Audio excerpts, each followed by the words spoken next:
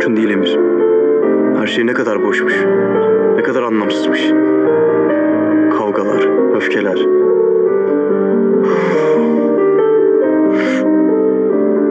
Ya kaybettiysem onu? Ya kaybettiysem?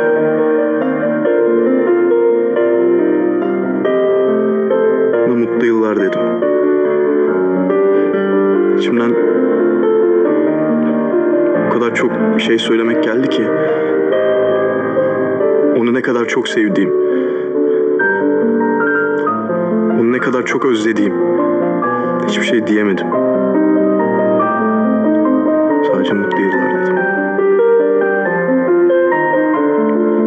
Elinden gelen bir şey yok. Elimden gelen mi? Bana elimden gelen lazım değil, bana elimden gelmeyen lazım. Benim her şeyi yapmam lazım.